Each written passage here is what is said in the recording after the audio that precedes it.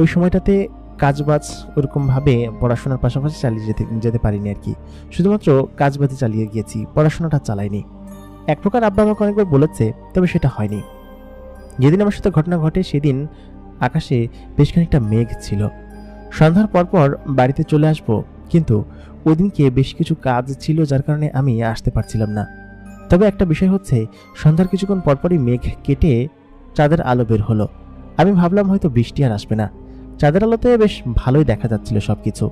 ওই সময় ছিল একদম ফুল জ্যোৎস্না, মানে হচ্ছে পূর্ণিমা, যার কারণে চাঁদের আলোতে সমস্ত কিছু আমি দেখতে পাচ্ছিলাম।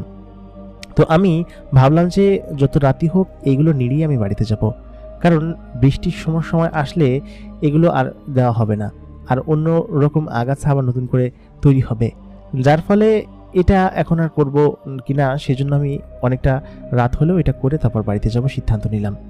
তো অনেকটা রাত হয়ে গেল করতে করতে, রাত তখন 11টার কাছাকাছি হবে। আমি ভেবেছিলাম সন্ধ্যার দিকে যাব, তবে বৃষ্টি আসলো না বলে 11টা পর্যন্ত সমস্ত জায়গায় টেঙ্গি দিয়ে কুপিয়ে একদম পুরো ক্ষেত পরিষ্কার করে ফেললাম। আমাদের ক্ষেতটা ছিল বেশ বড়, আর আমাদের বেশ জমি জমা ছিল, যার কারণে এই সারাদিনই এই মাঠেই পড়ে থাকতে হতো। সব মিলিয়ে কাজ শেষ করে আমি যখন মাঠে থেকে রাস্তার উপর উঠে আসলাম, তো আমাদের বাড়ির দিকে যেতে রাস্তাটা একদম কাঁচা ছিল, এবং এই রাস্তার শেষ মাথায় হচ্ছে আমাদের জমি ছিল। কাঁচা রাস্তার দুই ধারে শুধুমাত্র জমি